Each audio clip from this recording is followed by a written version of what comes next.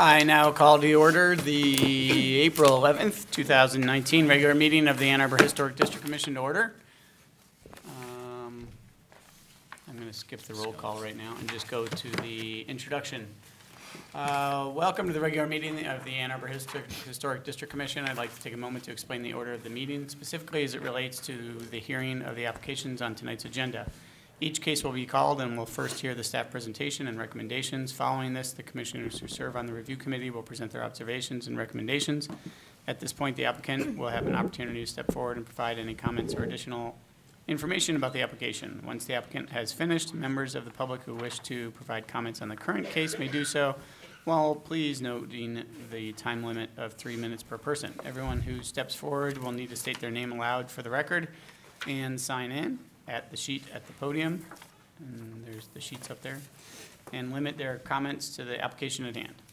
Following any public comment, the applicant may be called back to the podium to rebut any public comments and answer questions that the commission may have. Once all questions have been answered, the hearing will be closed and the commission will deliberate the application, make a motion, have a discussion, and then vote. If any members of the public would like to speak to general preservation topics and not to any specific application, opportunity is provided during the audience participation public commentary following the approval of the agenda. Everyone who would like to address the commission may do so and will be asked to state their name aloud for the record and sign in at the front podium. Thank you very much for coming this evening. Your comments are valuable to the commission. I would now like to introduce the commissioners. We have Commissioner Cope right here to my right, and Commissioner Epperson far down there, Commissioner Hall, Commissioner Rockland, and Commissioner Keanu. And we have Jill Thatcher as staff to my left. Ms. Thatcher, would you please call the roll? Sure. John Beeson. I'm here. Max Cope. Here. Anna Epperson. Here. Evan Hall. Here. Jessica Quijano. Here. David Rockland. Here. Robert White. You have a quorum. All right, moving on to the approval of the agenda. Are there any additions, deletions, or changes? It looks like we have a new one that came from.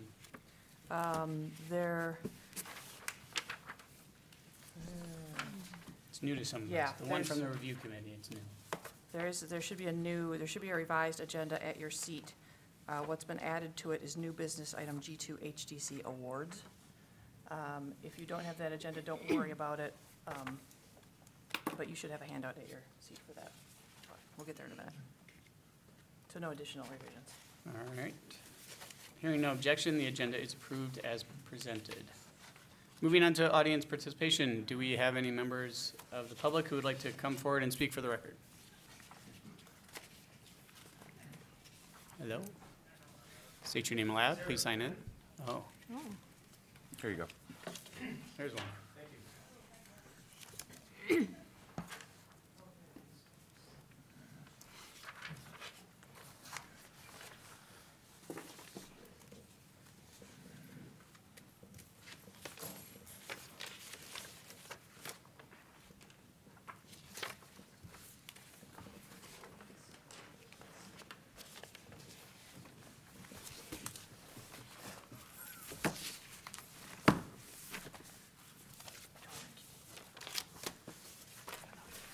Good evening. My name is Jeff Crockett. I live at 506 East Kingsley, and I'm the Communications Officer of the Old Fourth Ward Association. I'm speaking here tonight to ask you to reconsider the historic status of the house at 532 North Division. This is a very, very unique situation. I haven't seen anything quite like this. It involves two 19th century houses that were joined sometime before 1944. In my opinion, the design of the current house is not compatible with the other historic houses in the area. And I walk by with my dog Apollo every day, and it just sticks out like a sore thumb. It seems clear to me that the joining of these houses was done for expediency rather than out of respect to the historic character of the neighborhood. And it just looks very odd in the context of nearby houses. Therefore, I believe this gives you the justification to remove its status as a compatible historic structure. But I have other considered motivations for helping this project move forward. First, it will become the first Living Building Challenge rental house. Living buildings must demonstrate that they have achieved net positive energy, net positive water, and net positive waste. And as a result, living buildings generate more energy than they consume and may very well inspire other developers to follow suit, and we need that to happen. Secondly, it will add units to a downtown that desperately needs more residential housing.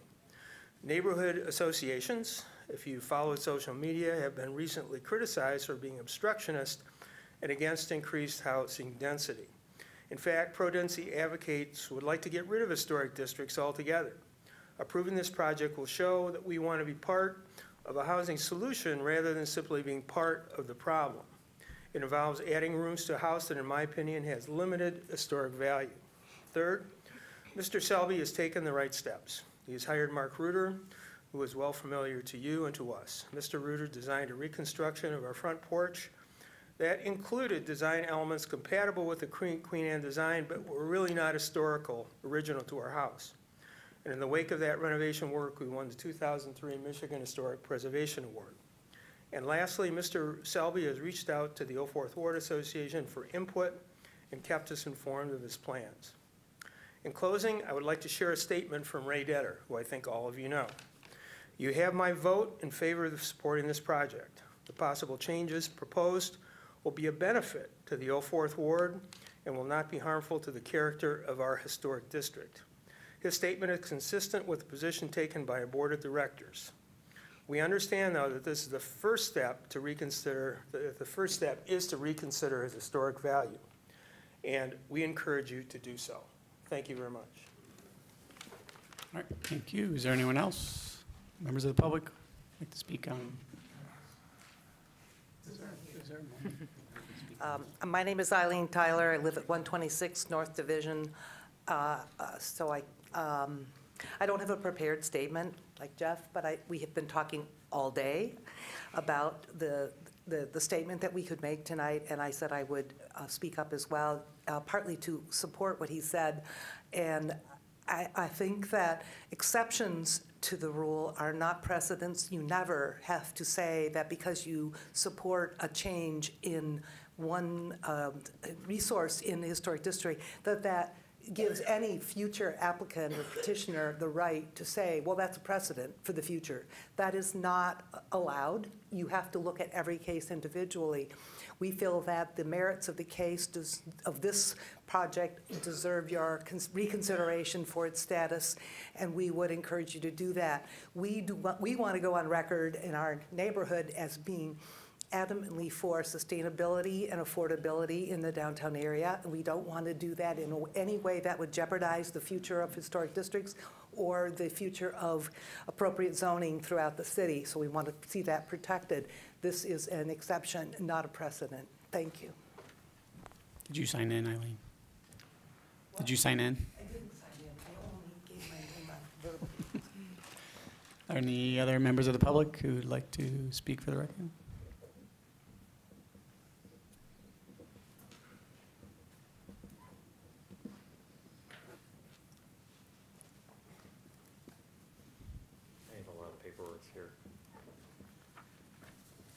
And I will be the first to admit I don't know what the heck I'm doing. So I tried my best to look at the agenda items. I will sign in a second here.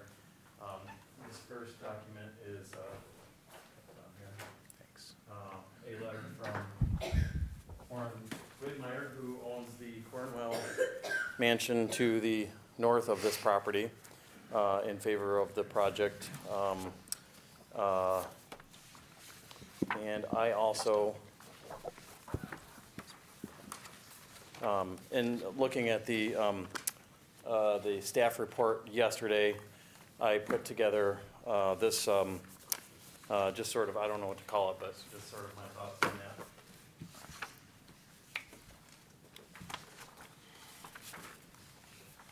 And, you know, my comments, I guess, are that I feel that there are some items in whether it's listed as a contributing resource or a non-contributing resource, and essentially is that is the resource of documented significance in the historic district. And I think that just kind of going through all of the definitions that are there, I think that there you could easily make the argument that there is wiggle room to claim that this is a non-contributing structure, let's see, in the statute that says, does the resource relate directly to the documented significance of the historic district? And the use of the word, this property relating directly to it. And the very definition of that says that the overall significance as a contributing or complementary structure rather, which is the basis of that, says that by contributing to the overall significance as a collection of home, complementary structures relate but not as individual properties. There's a number of items in here, and it's all in the thing that I wrote up. But when you go through the language, I think that it could. There's quite a bit of gray area in here, and the fact of the matter is that this property, in the period of significance, actually received three major major changes to the building, including basically putting two homes together. So when I look at the historical arc of this, and in the staff report, you can see all of the changes that happened to this property over the years. And really, you know, if there's one defining characteristic, because there's nothing you can really point to of any historic character from any one of those incarnations of the home. And so if there is one defining characteristic, it is that the house changed dramatically 3 times and minorly more than that in just a 65-year period in the period of significance. So if there is anything that is of significance and how it related to the neighborhood and the surroundings, is how much that property was changing and morphing over those years. There is nothing left on that property that you could tie to any one of those incarnations of homes. In fact, almost every single part of that home, with the exception of the studs, has been changed, including the roof line. So I would ask that I would say that you have the purview and the authority to rule this as a non-contributing structure, and you also have the ability to directly control changes that may happen to the property to make sure that the redevelopment of it is in context with the neighborhood more so than it is now, and that it's done sensitively and in a way that enhances the district as a whole. And then I just also want to say that in the coming decades, I think we're all likely to see a pace of change and a scale of change that is something that we may not even be able to comprehend, like I said, the pace and the scale of that. And I think if we look at the arc of this, things like whether a roof line changed on a home like this may become relatively insignificant if we don't really start tackling a much larger problem that we all have in every way possible. And so I would ask that the Historic District Commission consider a public hearing to determine if this property is of such historical importance that the shape of the roof would determine forever what the house would look like and how it relates to the neighborhood going forward, or if a sensitive redevelopment of the site is something that would be of benefit to the neighborhood. So thank you for reading the comments that I made, and thank you for reading the letter from my neighbor to the north. Thanks. Thank you. All right, any other members of the public like to come forward and speak? All right, we'll move on to unfinished business. There is none, so on to F for hearings. We have 834 West Washington Street. Ms. Thatcher.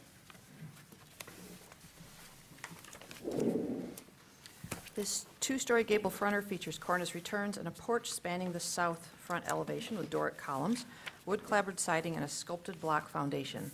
House was built in 1911, and the first residents were Otto and Amanda Toney. Otto Toney is listed in the 1911 Polk Directory as a carpenter.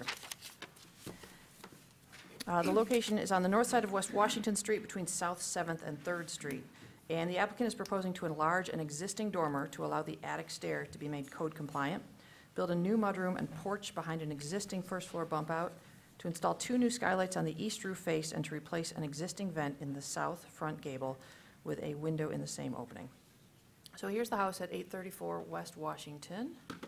You can see this is it's on the north side of West Washington. It's on the uphill side. So when you're standing on the sidewalk, it's a good 5-foot grade change to the base of the porch here. Which is kind of significant because it's a different angle than you're used to looking at houses from. You can see here also it's kind of sitting up on a hill. The dormer work would be behind this, this wall dormer, this gabled dormer here. I'll show you the plans for that in a minute. And when I talk about the bump out, this is what I mean. I'm pretty sure in the staff report I said that this was not a historic feature of the house, but when we went on the review committee visit, it's got an old foundation that matches the rest of the house. So I think after all, it is a pretty old piece of the building. And the new work is entirely behind this.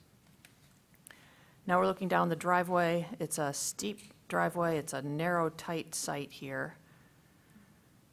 This is that bump out. You can see that the sculpted block foundation matches the rest of the house. It's possible that it was added on later. It doesn't show up in the 1931 Sanborn or the 1948 update, but it's at least pretty old.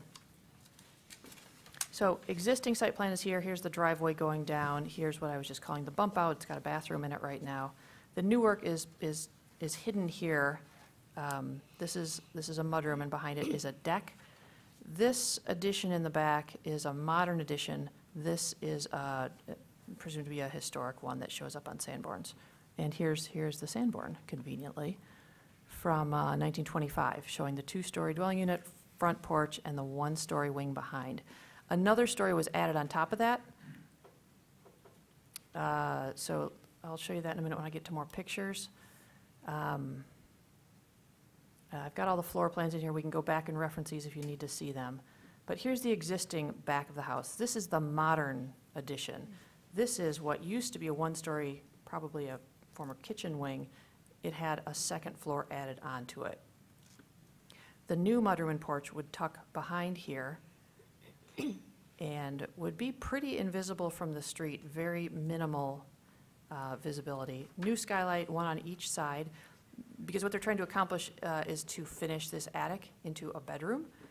And obviously there are light and ventilation requirements. They're also proposing to replace, this should be just a louvered vent in the front with a new window for light and ventilation and egress. Otherwise, this notch is the only change that you're going to see on the dormer expansion. I think that this is actually a really clever way to expand this dormer with very minimal visual impact on the house. You can get the head height that you need for the stair, and it opens up all of that attic space as future living area. On the side here, we've got the mudroom. It's low slung. It's got a shallow pitched roof. It hides behind the building really well. It's a pretty low-key addition, and then there's a back porch that ties it to an existing door on the back here. It's a very traditional design for a porch, very simple. This is the existing house on the left. On the right, we've got what it might look like with the proposed dormer change. You can see how it bumps up a little bit here. The ridge of the new dormer extension is still lower than the ridge of the roof, which I think is critical here. And here's the new mudroom in a space right now that's just a space. Right now, it feels like this bump out really sticks out into the side yard in a sort of an odd way, and I think that it's perfectly appropriate to fill in this corner back here.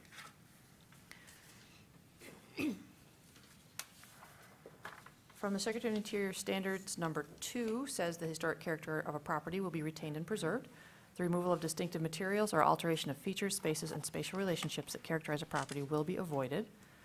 Number 9 says new additions, exterior alterations, or related new construction shall not destroy historic materials that characterize the property. The new work shall be differentiated from the old and shall be compatible with the massing, size, scale, and architectural features to protect the historic integrity of the property and its environment. Number 10 says new additions and adjacent or related new construction will be undertaken in such a manner that if removed in the future, the essential form and integrity of the historic property will be unimpaired.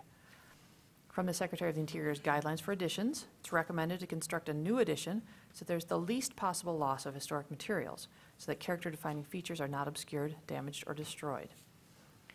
For additions, recommended is locating the attached exterior addition at the rear or on an inconspicuous side of a historic building, limiting its size and scale in relationship to the historic building, and designing new additions in a manner that makes clear what is historic and what is new. From the guidelines for neighborhood setting, not recommended is introducing new construction into districts that is visually incompatible or that destroys historic relationships within the setting. The Ann Arbor Historic District Design Guidelines for all additions say that it's appropriate to limit the size and scale of the addition in relationship to the historic building, so it does not diminish or visually overpower the building or the district. The addition's footprint should not exceed 1/2 of the original building's footprint or 1/2 of the original building's total floor area. All right, let's go back up to the drawings here.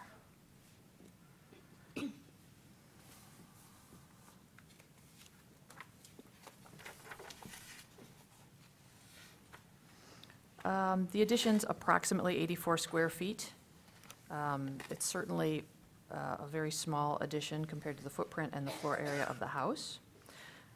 Back here, the mudroom is inset 7 inches from the corner of this existing bathroom corner. That's a decent amount. Cladding on the mudroom is a cement board with 4-inch exposure.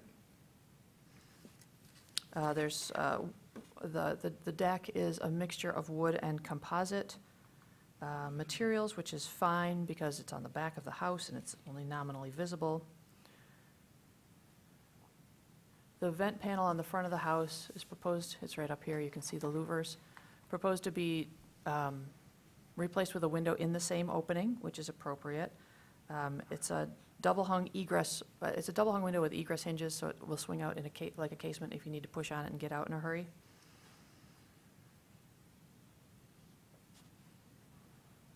The skylights proposed are inconspicuous. Here's the plan for the 3rd floor when it's finished. You can see a skylight here on the east side of the ridge, and then there's one over here on the west side. This is the new dormer, and this is the line of the existing dormer. So staff believes the proposed work does not destroy historic materials, features, spaces, or spatial relationships that characterize the property, and that the new addition is adequately differentiated from the old and compatible in size, scale, and design. Thank you. All right. Commissioner Saul and myself, we're on the review committee. Do you want me to go? Do you want to go first? I'll go first if you want. Yeah. Go for it. All right. I would agree with the staff report. I would just bring up 2 points. One is, if you go back to yep, keep going. That's a pretty good picture. Yeah. So I just would reiterate, like the renderings don't necessarily show you kind of the site condition. It's very tight there, and you really would not see very much because of the slope when you're standing on the sidewalk of the addition and the dormer. So I just want to make that clear. And then the second point I would make is, if you go to the let's see if there's a picture of it. Not really. Okay, so if you go to the drawings of the existing house, keep going. Which side do you want? One more. There. The door and the window appear to be. They are historic openings that we would lose in this. I just want to make sure that that's, yeah, exactly there, that window. That door's remaining, oh, No, those, that door. yep, she's pointing to them right now. Yep, yep. I don't have a problem with it per se, but I just wanted to make sure that that was brought up. And the John, door you further in think? the back is a new addition, so. Right. Yeah. And I think we also need to highlight some of the materials that, so the existing siding is a vinyl siding, is that right? Yes, yeah, good point. And so the new is cementitious fiber. So I think the siding up in the dormer is also scheduled to be a fiber board, whereas the existing dormer is showing a vinyl. So there's some inconsistencies in some of the material, which could potentially help showcase its difference and differentiate. Okay, would the applicant please come forward, provide your name for the record, and sign in? And if you have anything to add to the staff report or review committee report, please do so. Hi, I'm Ariel Adamson. This is James Jellick. We're the homeowners, and we are open to any questions you have. We pretty much just want to, have a room for this one. It's coming very soon. Growing family, and we love our neighborhood. So, That's right. Mark Reuter, the architect, and if you have any questions, I'd be happy to answer them. Thank you. So Mark, were we correct in the assumption that the new board on the dormer will also be cementitious? Fiber board? Yes, I think it's fiber cement board siding with a Okay. 4-inch exposure, correct, yeah. And I think that the little bump out in my feeling, I don't know how it got conveyed, was really a part of the existing house, I kind of think. So it's pre-existing, at least it's pre-existing to 45, so.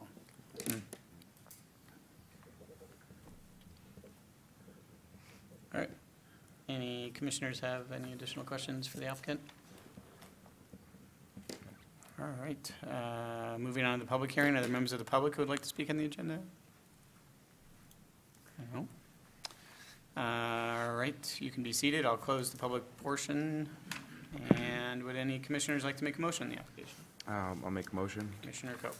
I move that the commission issue a certificate of appropriateness for the application at 834 West Washington, a contributing property in the Old West Side Historic District, to enlarge an existing dormer, to build a new mudroom and porch behind an existing first-floor bump-out, to install two new skylights on the east and west roof surfaces, and to replace an existing vent in the south front gable with a window in the same opening. As proposed, the work is compatible in exterior design, arrangement, materials, and relationship to the house and the surrounding area, and meets the City of Ann Arbor Historic District design guidelines for all additions and the Secretary of Interior standards for rehabilitation and guidelines for rehabilitating historic buildings, in particular standards 2, 9, and 10, and the guidelines for new additions and the district or neighborhood setting. Support. Seconded by Commissioner Hall. Is there any discussion on the motion? I had a question for the review committee, but I don't know, did we miss that part, or can I ask it now? Of course. Okay, my question is, now, I did not see the chimney in any of the photos. Oh, yes. Maybe sticking up just a little smidge, but Yeah, we it can appears answer that. that, what's that? Yeah, we could answer that. Yeah, so it appears that they're removing the historic material of the chimney. Yep, there it is. It's way in the back. It doesn't look to be like a character-defining feature, but they are removing those materials, even though it's not in the packet. I just wanted to know. Yes, we What got your that thoughts clarified were. on site, so they were removing it. Yeah. And, In terms of the discussion on the motion, well, no, my question was, would you agree with, I can just see a little bit of it, but it looks like it's not character-defining No, I in terms of understand. what is there.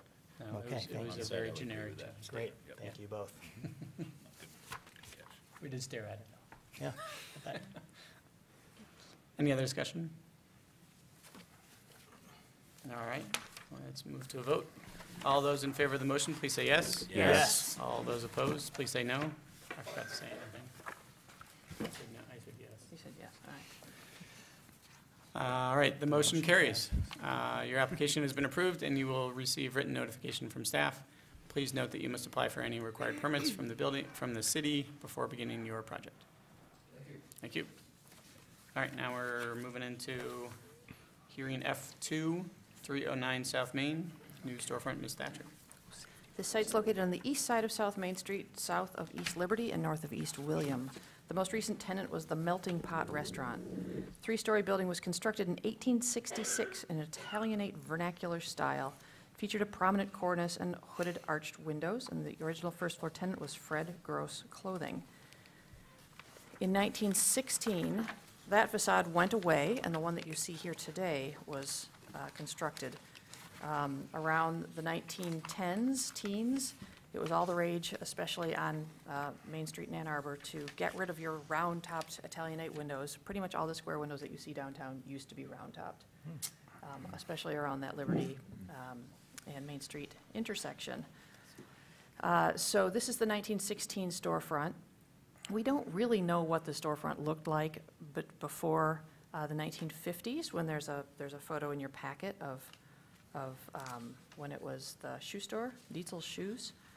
And at that point, it was completely covered in metal panels with a recessed 50s style entry. So in 1987, the shoe store closed up.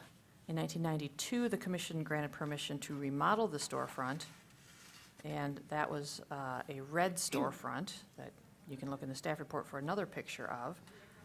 And that one was approved to be replaced in 2008, and so that's when the current storefront was installed.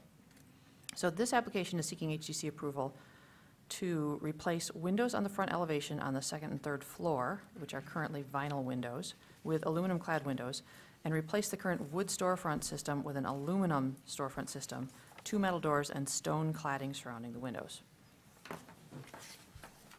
So lots of changes to this building over the years.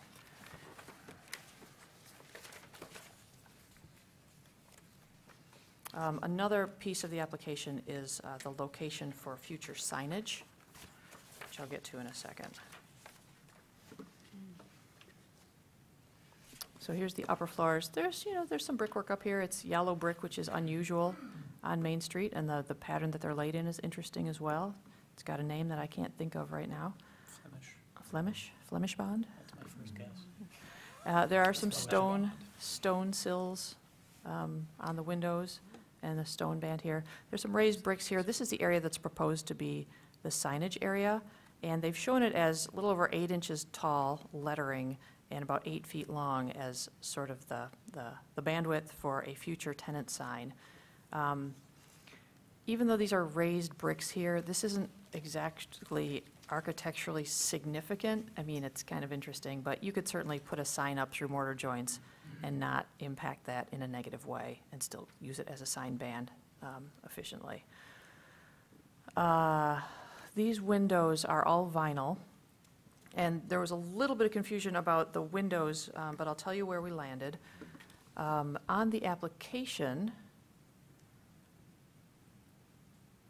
they're shown as 3 equal-sized windows with awnings on the bottom. Staff wrote up the staff report and said, no, that's not really appropriate because that's not following any historic precedents for this site. Really needs to go back to look like the 1950s photo, which is these proportions of these center windows, large in the middle, and each of the flanking ones are about half the size of the middle one, but they had the double hungs on the sides and a fixed panel in the middle. The architect got with his client, the owner of the building. She said she would prefer that it stay the way it is now, with the double hung in the middle and then the 2 windows flanking on either side be fixed. The way that the staff proposed motion that you can take or leave is written calls for going back to the original fixed in the middle with double hungs on the sides. I think that getting rid of these crummy vinyl windows and putting in aluminum clad windows will do a heck of a lot of good for the storefront. So I will leave it up to you guys whether or not you want to entertain leaving it the same pattern of windows or changing it. On the storefront, it's a little bit hard to compare the proposal with buildings next door. But you can see that, so here's the future tenant sign area, and it's basically using up everything that's black storefront now, which is perfectly appropriate. It's been established in the past on this storefront that the yellow brick columns don't go down all the way on this side, they go down about halfway. And on the other side, there's just a big mess of glue and goo on top of those yellow bricks, so they're not really usable. So it's okay, in staff's opinion, to cover them with a new material, similar to the way that it was just covered up with these black boards before. That was a previous HDC's battle to try to get those uncovered, and then when we got them uncovered, it didn't look good.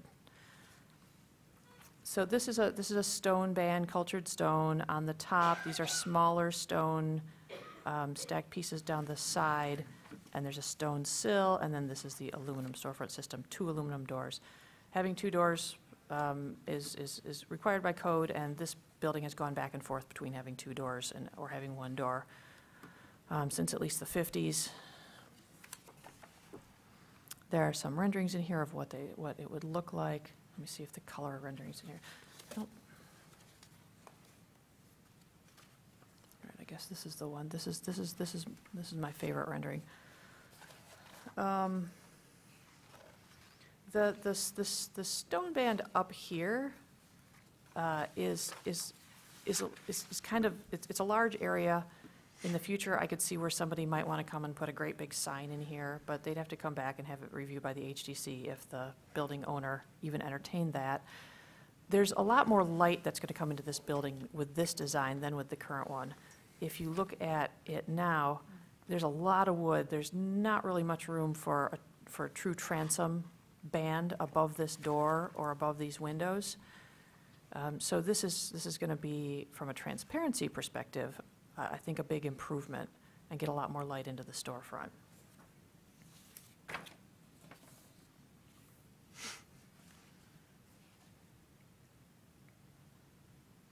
So in summary, staff finds that the redesign of the storefront is appropriate and meets the Secretary of the Interior standards and guidelines and the Ann Arbor Historic District design guidelines. And as conditioned, replacing the vinyl windows with aluminum-clad windows in the earlier proportions shown in photographs is also appropriate. Thank you.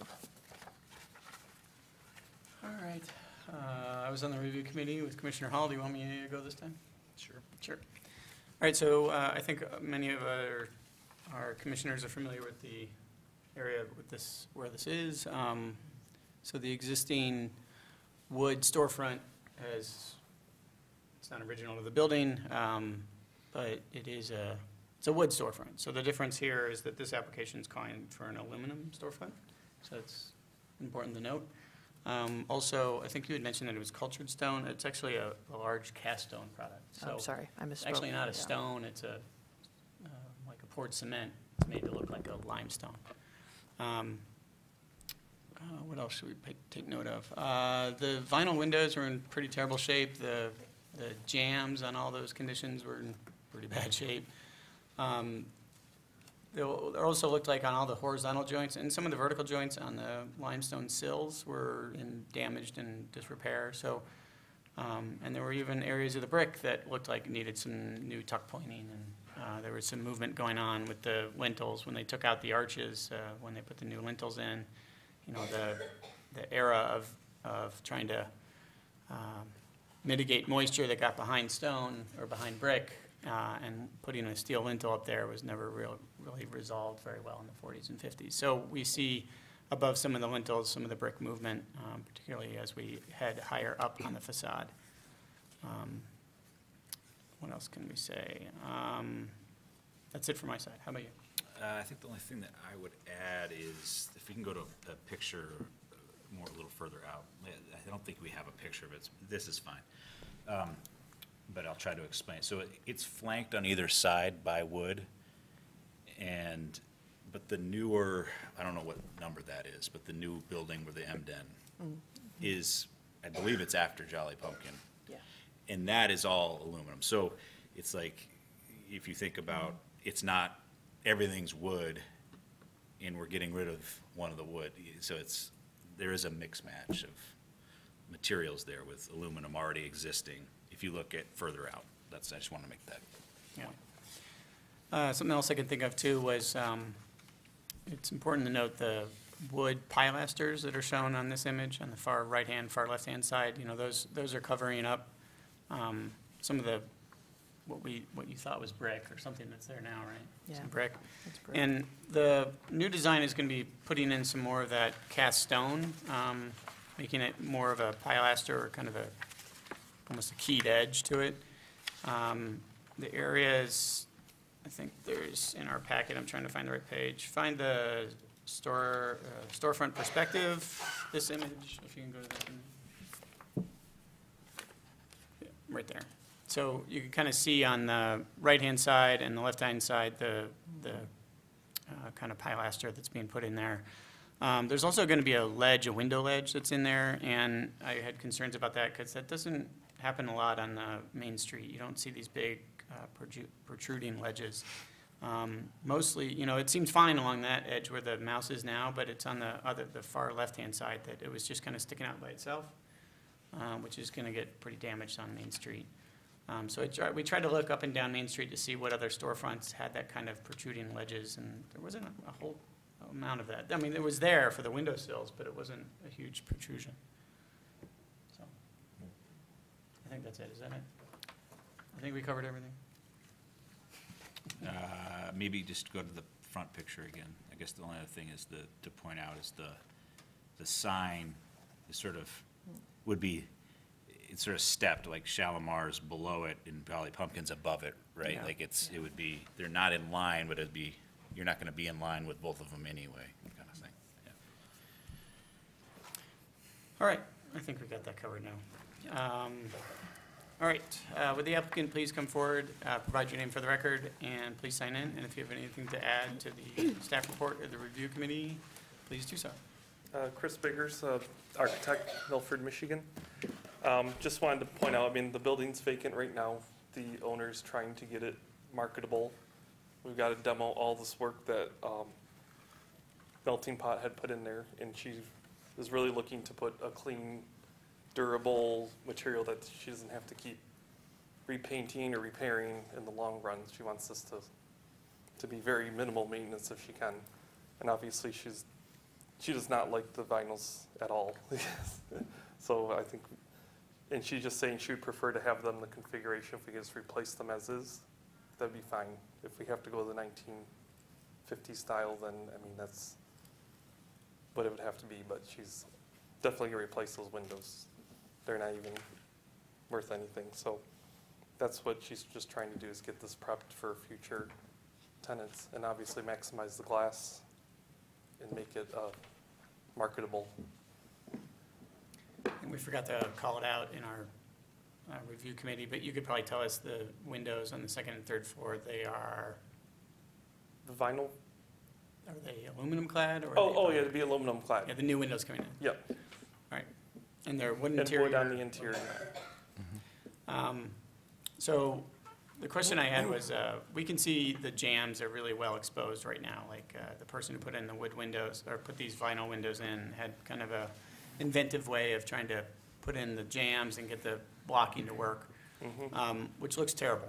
And so with the new Pella windows, we didn't get, we have jam details here from Pella, but nothing really specific from you in terms of how you were planning on handling those jam conditions. Yeah, you're talking about replacing all those little the wood Yeah, that little wood portions on. portion, yeah. And Pella doesn't really, Pella has it right up there with some wood blocking, right up to the edge that I assume you'll need. Yeah, we're gonna need So- to add some additional, That's what I'm, replace those, or, so, are you, like, right now, it has the aluminum clad molding on the outside, but you could put in an additional molding to help cover the part yeah. that's Yeah, we're gonna have exposed. to add some detail for that. Okay, so, yeah. That's a detail that's not on the drawing.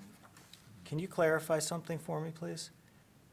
What I'm seeing in the picture here as the, like, let's just pick that center window on the lower, that second floor. There's the double hung window. On either side of that window, is that wood that's painted to look the same as the, okay.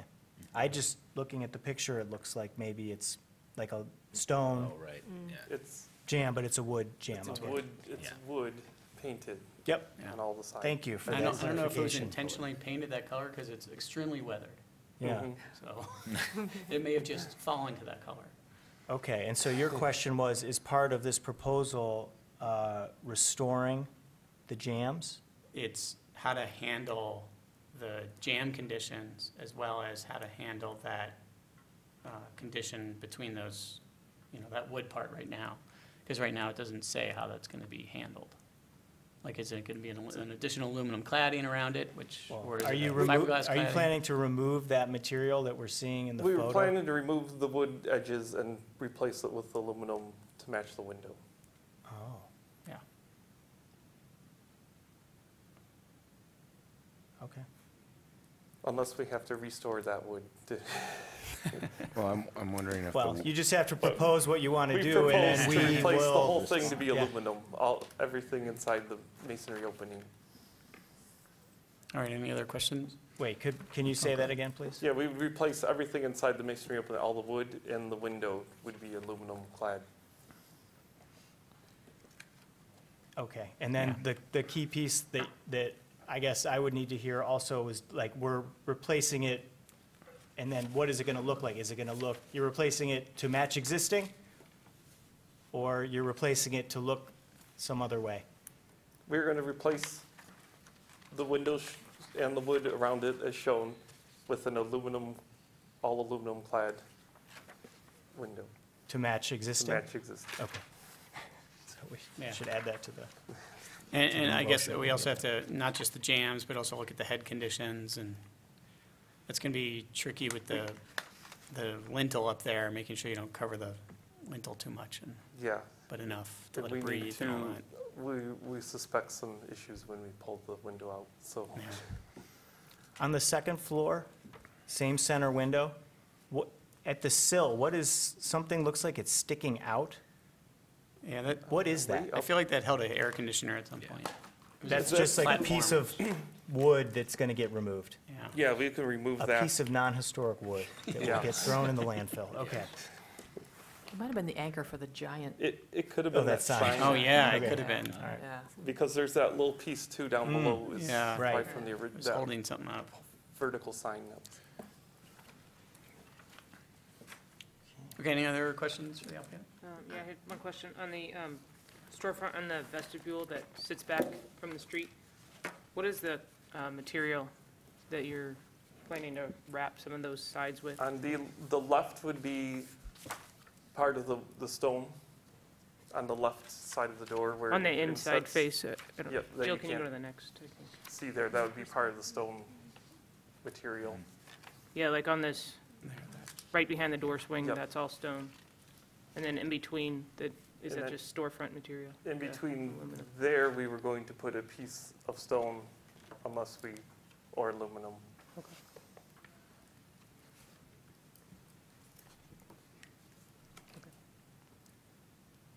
What is the, sorry, Go ahead. were you just gonna add something? No, it was good. Finish your, Okay. What is the thickness of the precast stone material that you're applying to the storefront? oh,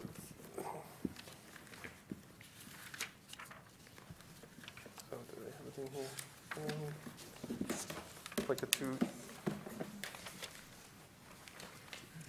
I have the sheets in here. It's like a two inch. I don't know. Yeah, there's a But- 3 and 5/8 option, and When we were there, he didn't meet us there, we didn't have any interaction. It was just us. It looks like about 4 inches or something, based, if you just scale it off the drawings, or more like 6 maybe. yeah, there's a page in the packet. Yeah, it's, There's nothing selected. there's a though 3 on and the a. page. Yeah, three it and calls eight. it the same. Yeah, so the elevations call out the same key terminology. So there's like an SL 100, Okay, and that logs onto the exact page. right, okay, that's. And then there's a WT 700 that logs onto what's on the Yeah, it page. varies about 4 inches to 3.5 inches. And the sill sticks out it's a 5 inch, but minus, it's like 2 inches out far projecting from the stone pieces. We're also gonna have to check once we demo that wood, what Is there a color selection on that? what we want, once we demo that wood, we gotta see how deep the block is, Let's see it. because we could see it, we can't get to it yet. So it won't be until you remove Well, we're gonna have the to- storefront. I saw that her we'll get pictures the now that depth of- it is block back there. Like, we don't know how deep that wood, when we pull back the panels, how much Sure. is furred wood. Right. Or where the end of the block substrate starts. Go to this section. But I saw a picture that you showed us of when you guys had removed it previously.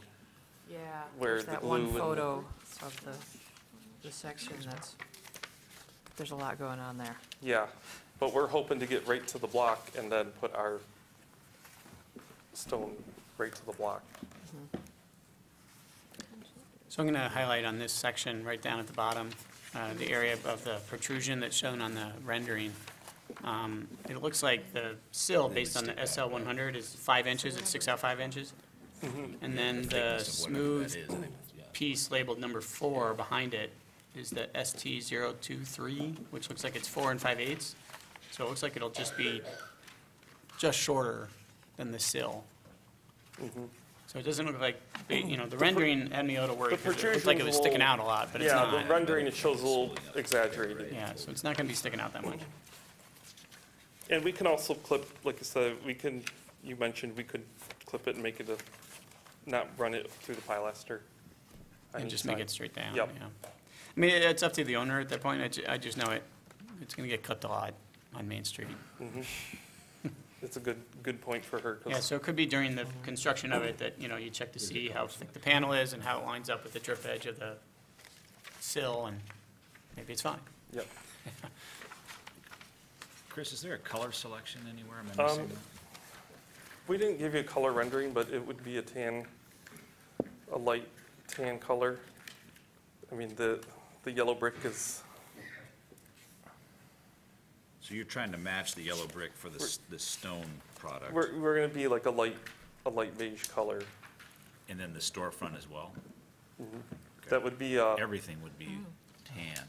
no, not The yellow not the bricks. aluminum frames. No, I know the yellow brick, but I'm talking about the aluminum and the stone. Both, those two products are both gonna be similar to the yellow brick. So Yes. everything will be sort of uniform. Yeah. Is that correct? Yeah.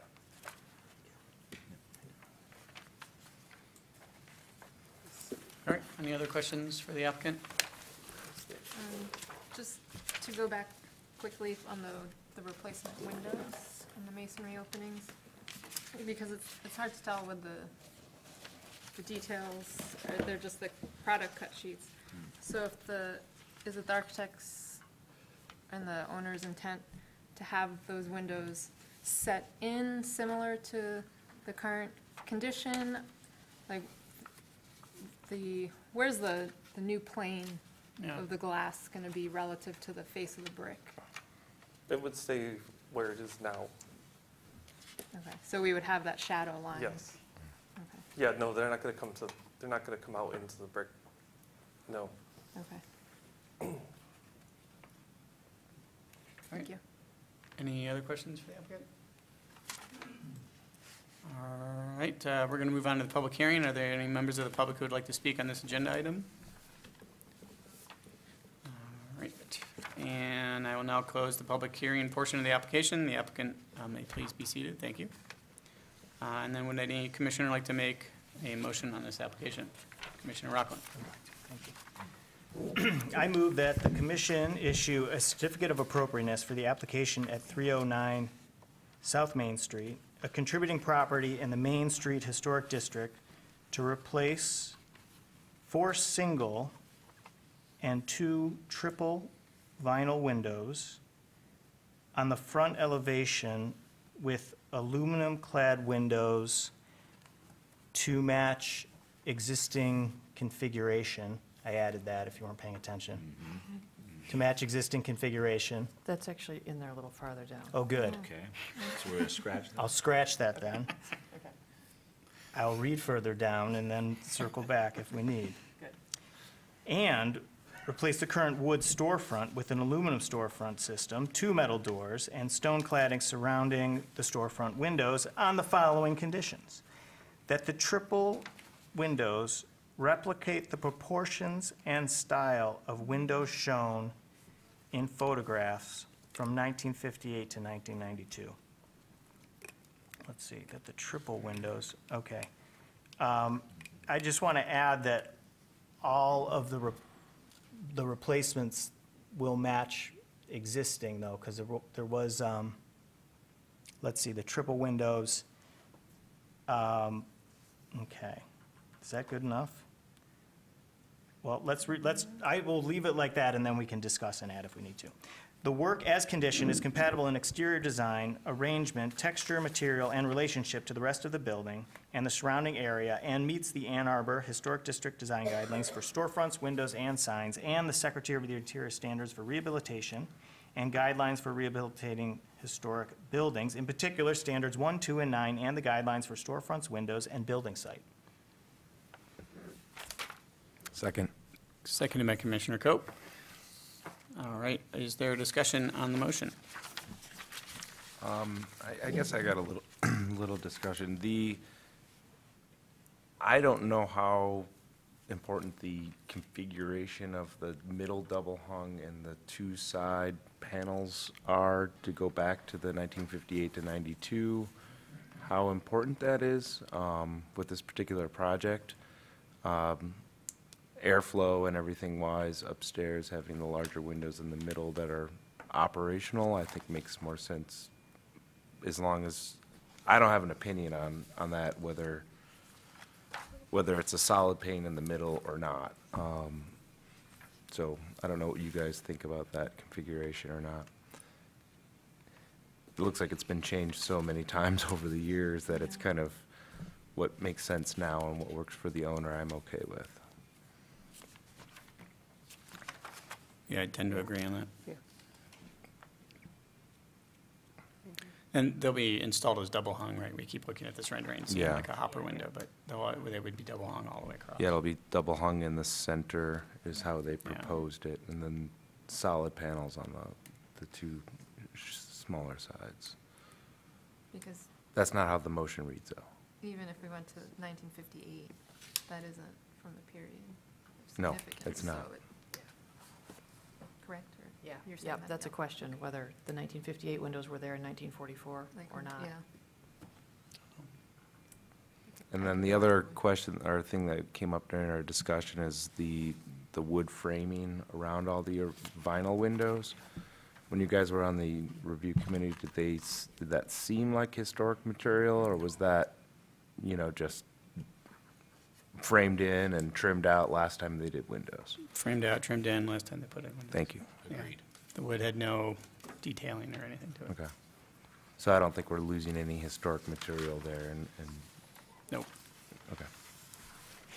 I would also bring up, would we like to have staff look at the color selection of the stone?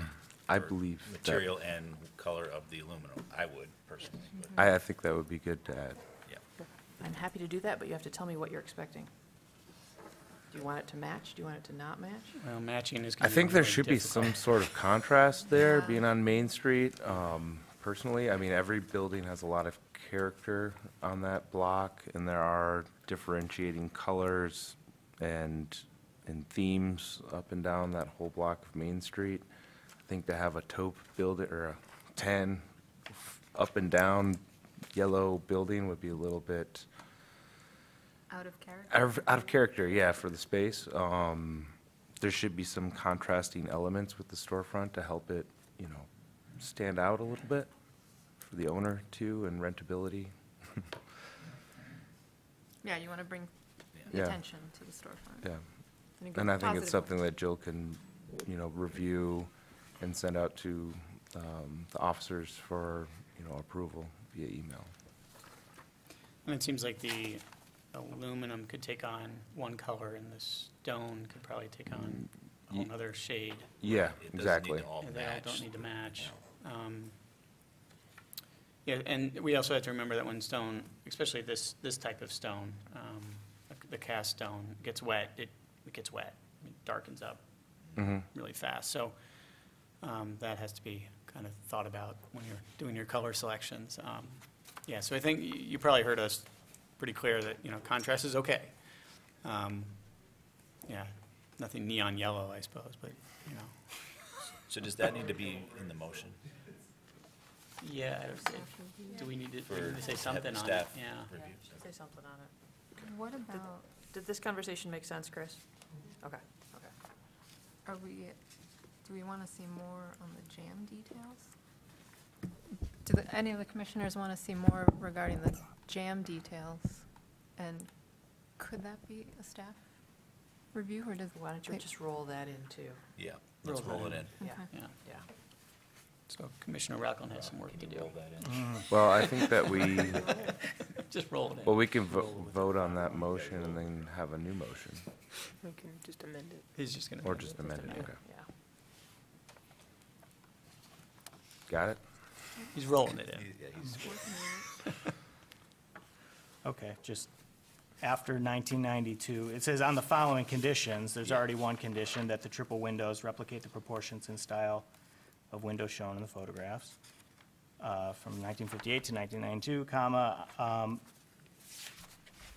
that the owner supply a sample of the cast stone and a color choice for the aluminum storefront.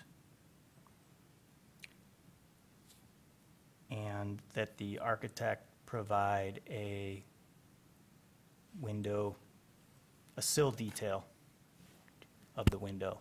Jam detail, sill head jam. Jam, sill head, yeah. Take your pick. All the The whole above. set. But are we having that 58 to 92? We're removing that. Oh, no, I didn't remove I that. know you didn't. That, isn't that consistent with what we talked about?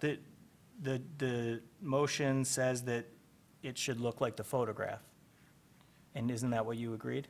The motion is referencing the 1958 to 92 style with the full right. panel in the Yeah, middle and double right, hings the on opposite of which. So, Yeah. yeah, I guess we need to strike the line that the triple windows replicate the proportions and style of windows shown in photographs from 1958 and 92 and say, well, that the triple windows, I guess you could say that all the windows will match the existing proportion and style of Yes. windows shown in the photo, in the current photographs. Yep. Was that Second. also clear? All those, okay. Do we still have the same second? Second. Seconded by Commissioner Cope. Further discussion on the motion?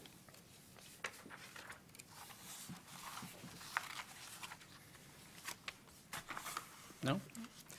All right, let's move to a vote. All those in favor of the motion, please say yes. Yes. All those opposed, please say no. All right, the motion carries. Your application has been approved, and you will receive written notification from staff. Please note that you must apply for any required permits from the city before beginning your project. Thank you.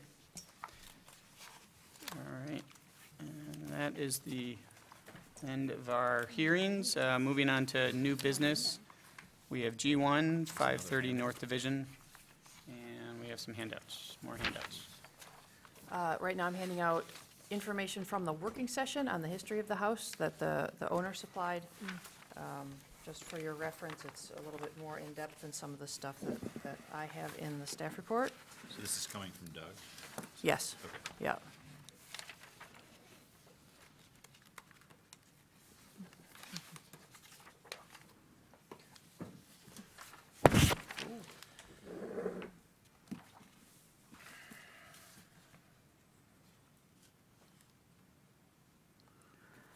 Uh, 530 North Division Street is in the Old Fourth Ward Historic District.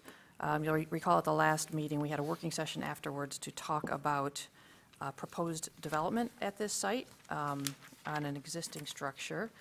And the question came up about whether the structure is contributing or non-contributing.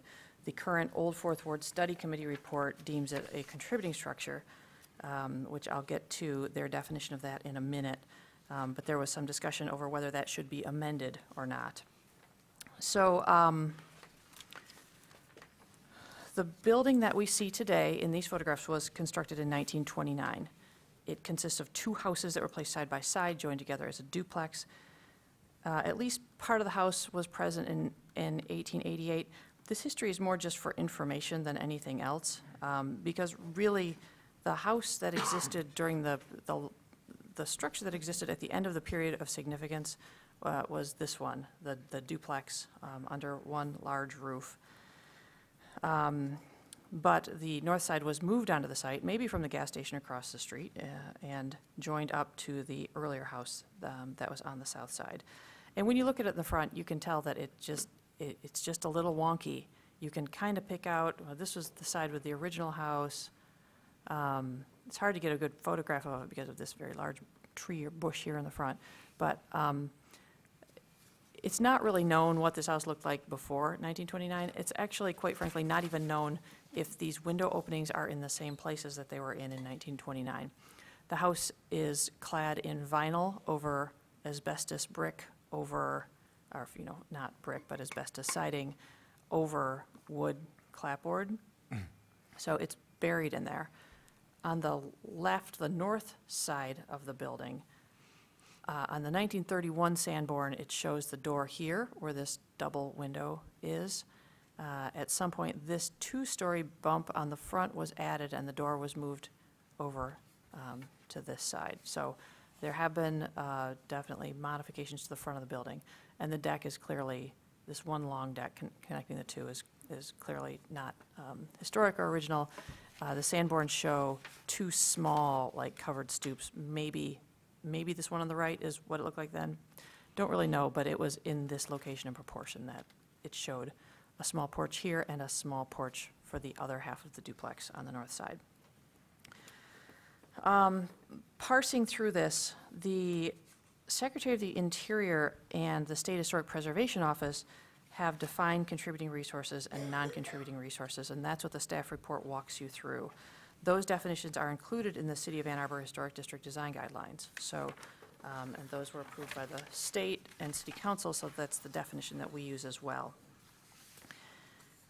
If you go through those definitions of contributing resources, in order to be one, there are 3 questions that you have to answer yes to. The first is, was the resource present during the period of significance? And the answer is yes, because the building that we see here today was constructed or put together in 1929. I'm just going to go through a few more photos as I talk here.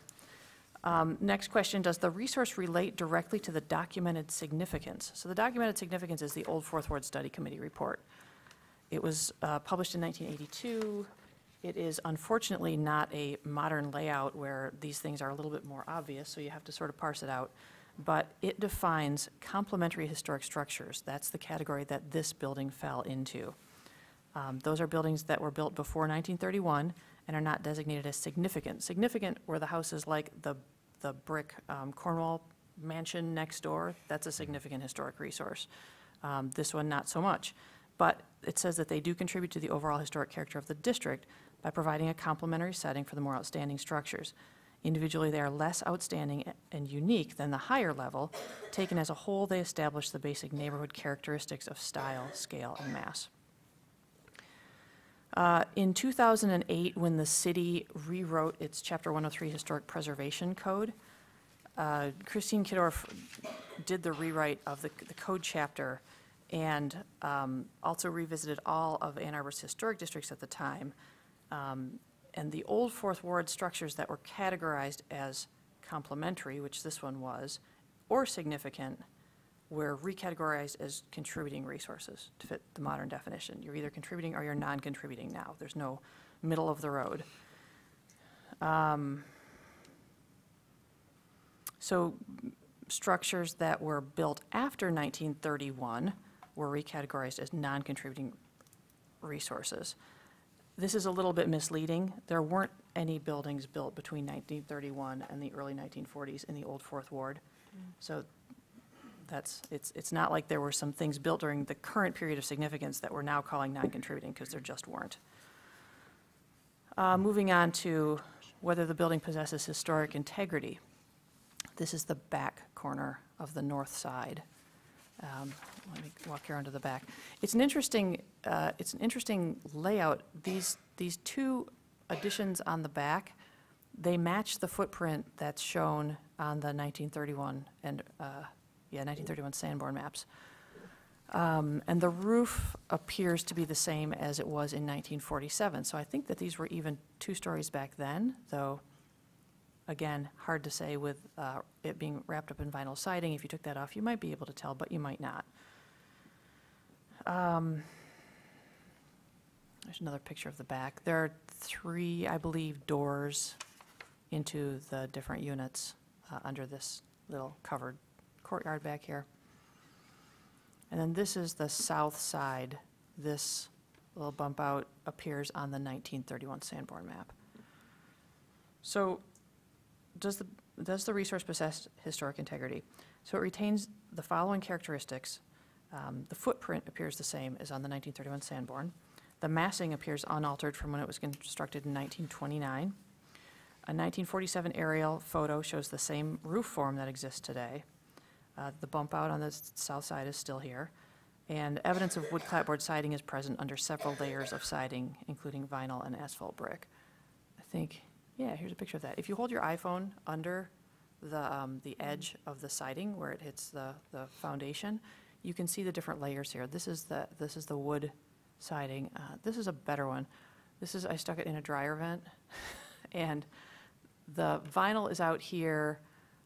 This is the asphalt fake brick-looking stuff.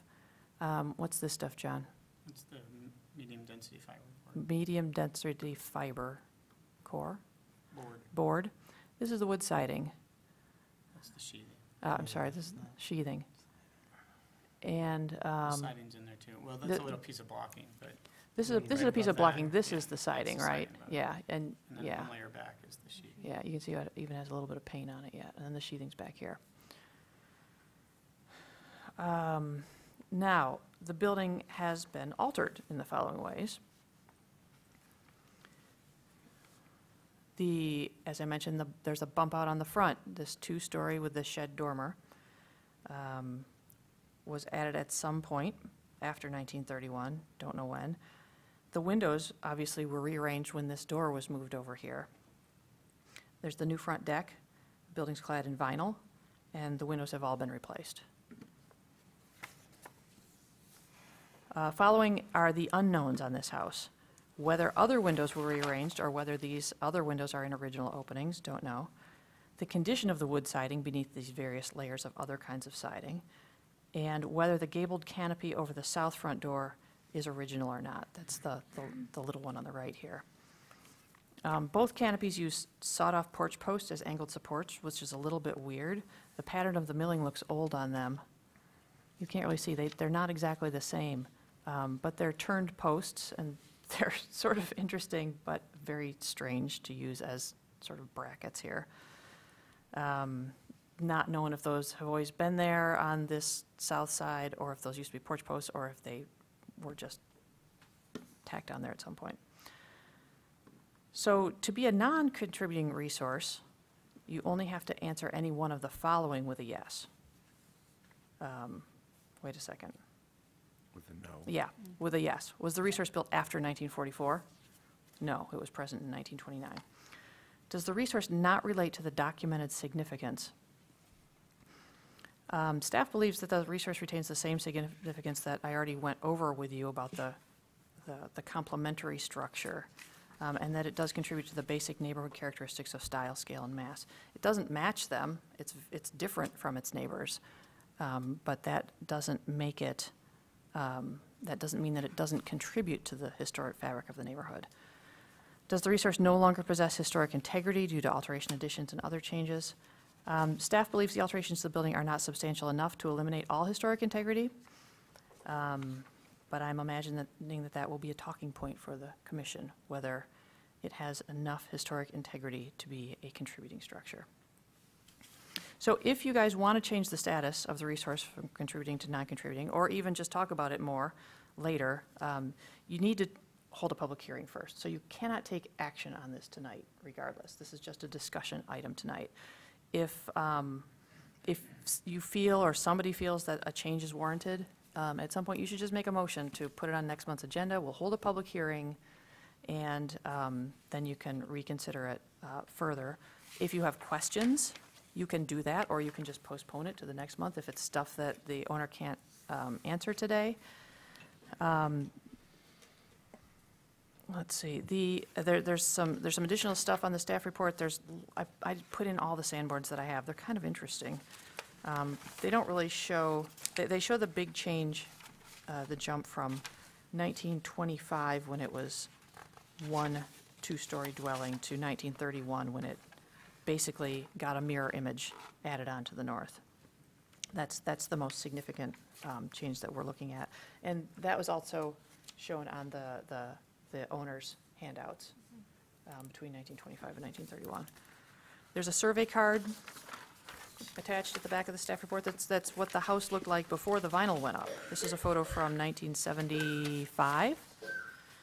And it looks a lot like the way it looks today with a different kind of siding. But it's that big bushy thing in the front isn't as big, so you can get a kind of a better view of the front. But not much has changed since 1975 on this building. That concludes staff's report. I guess two things that I hope you will keep in mind when you're making a decision on this is that they, as with many things in historic preservation, sort of contradict each other. One is that beware of making generalizations that will need to be applied to other structures in the future, because we're about to launch resurveying efforts of probably, eventually 1,200 structures in the city, because they need to be resurveyed because it's been a really long time. We'll probably start with 20 or 30, but we do need a basis for determining whether structures are contributing or not. And the flip side of that is really every structure is unique and has to be weighed on its own merits. So in a way, I'm asking you not to make broad generalizations about everything with vinyl siding should not be considered contributing, but at the same time, if there are things unique and strange about this building that you think make it less of a contributing structure, we will only apply those to this structure because not all of your actions are precedent setting. Yeah, that would be my biggest concern, is setting a precedent. Yeah, yeah. So as with all applications, I always tell you guys, don't be afraid to make a decision based on this building because it doesn't always set a precedent for everything. Just don't make it so general that we have to apply it, to other buildings. As long as it's, you guys you're analyzing this building and you're looking at this one only. So just kind of keep that in mind while you're going through this. Thank you. So what are our next steps? Because this isn't on my I script. think, So you're just having a discussion now. We so. just discuss it, and then we if can make a someone wants to motion make the to have a motion, hearing. because they want to have a hearing. Yep. What's that? Yeah, discussion, and then make a motion to have a hearing next month. Okay. All right. Discuss.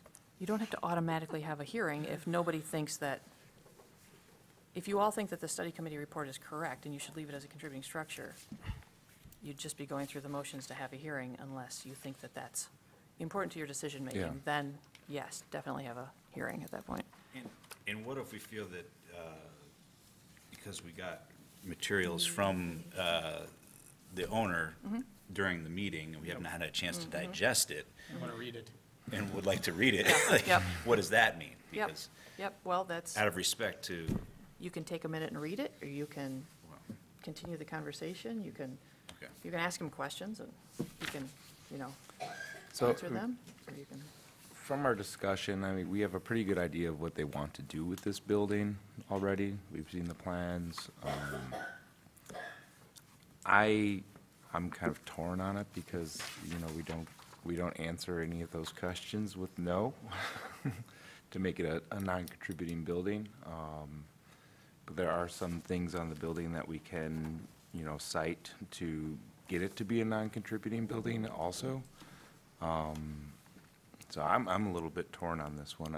I know the community is for it, and, I've walked by it a few times now in the last couple of weeks since we've had our discussions, and it does not set well in the neighborhood. It's just a big, huge box. So I'm a little torn on this one. I don't know what anybody else thinks. Yeah, I keep thinking in circles. Well, I was just going to mention that I know it wasn't a review committee, but didn't some of the commissioners visit the? Yeah, we did. Yeah. Could I just Sure. You hear wanna what pick you a saw? Some, In terms of what we saw. Yeah, this building is entirely different in its scale, massing, and relationship to the rest of the block. in the It's area. almost a lingering, or not lingering, It's different. yeah. Yeah, different doesn't also mean that it's non-contributing or contributing. It Yeah. also doesn't mean it's complementary or non-complementary. It's just, it's different. It's very different. In terms of the materials, we were able to kind of pick underneath and find the wood siding. We have a pretty good idea that there might be some wood siding there, but as we noted, the windows are probably all over the place. It's really hard to tell if those windows were in the original opening or not, and Commissioner Hall, anything else? I would add that there was evidence of a brick foundation on the Oh, yeah. south side. There's a parge coat on most of the foundation, but there was evidence of the brick on the south side. Could not find it on the north side. And that kind of made us think about the alignment with the Sanborn in terms of the process of the brick foundation, and it's being moved. The north basement wall was replaced. Ah, that would explain. That's That in would the explain that. recent history section. Okay. Yeah, Yadlowski's replaced it. North half of the house. I mean, we would also add that we were very cautious in looking underneath and so on in vents for this siding. Does that mean historic sidings over the whole building? Yeah.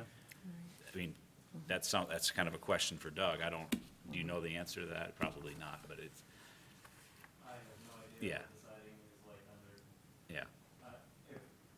I would just mention that if we were to You're going to have to come up and speak at Yeah, the. sorry. Yeah, sorry.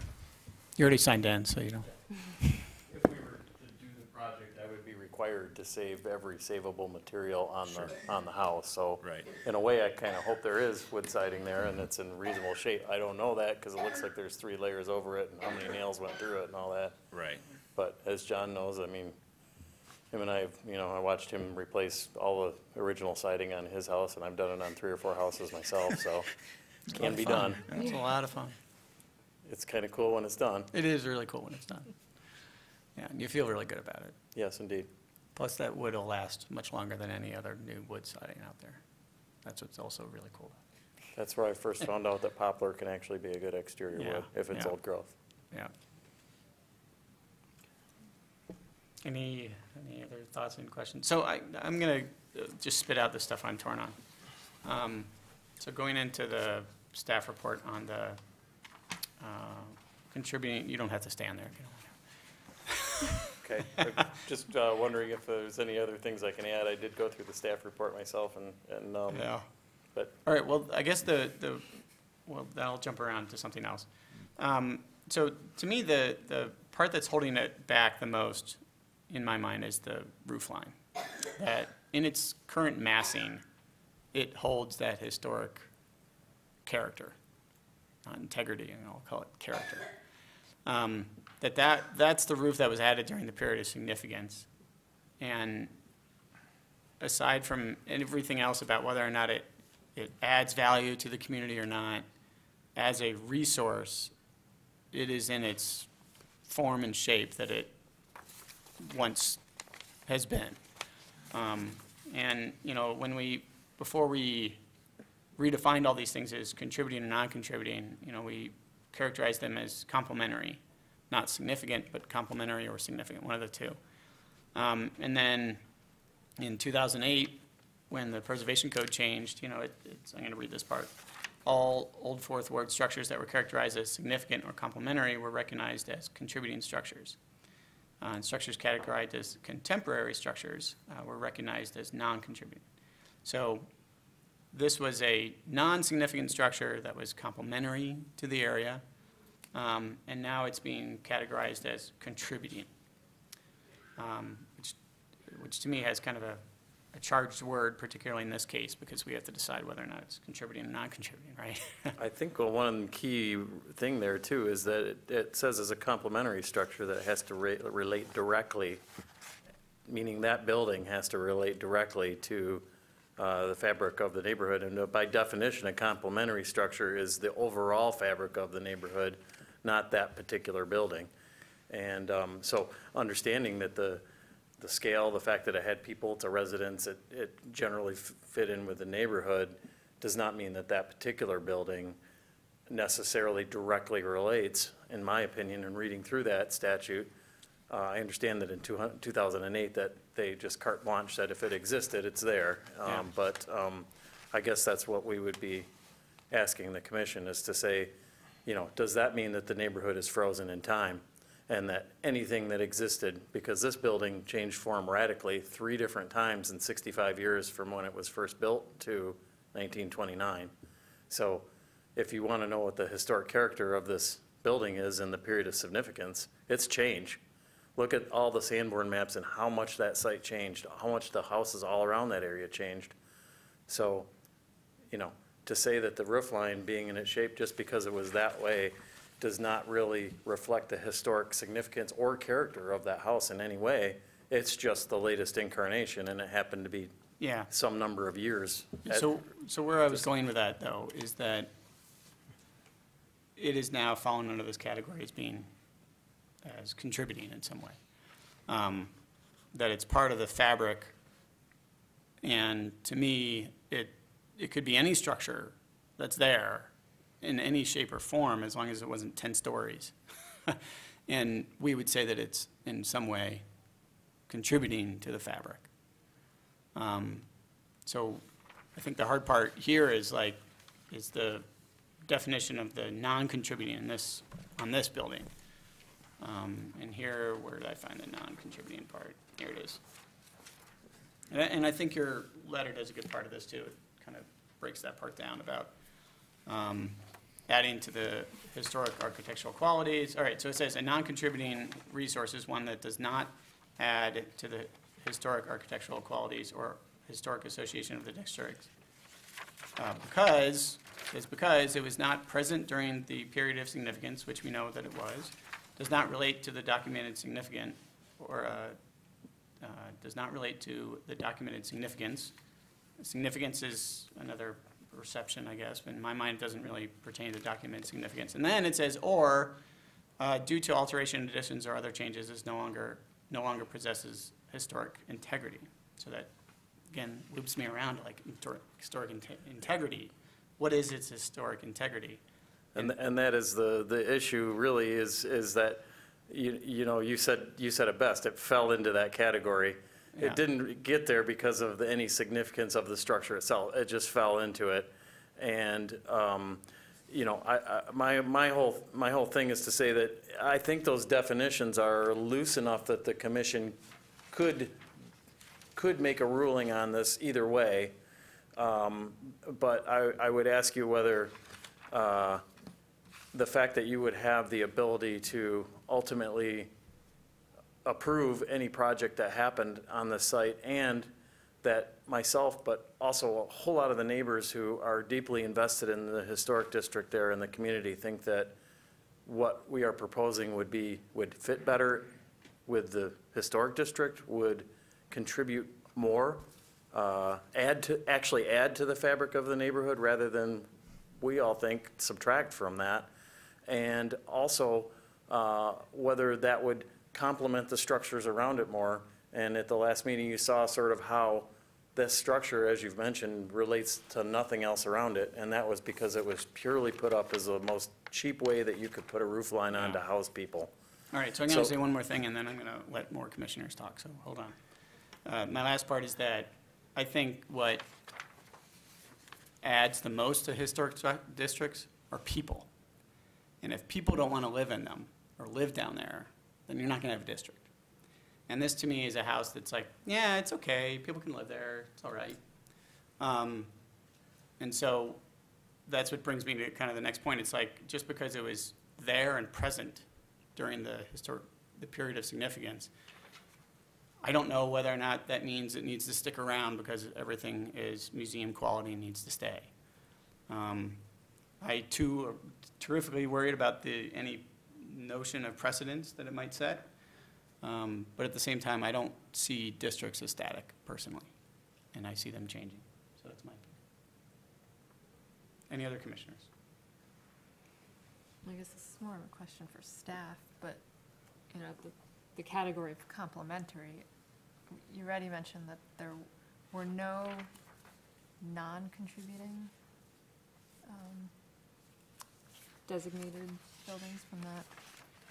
You know, there are a lot of non-contributing buildings in the Old Fort Worth Historic District. Right. There just weren't any new buildings Gotcha, built okay. between 31 and 40-something. So, like, percentage-wise, I'd be curious how many were complementary that got folded into contributing.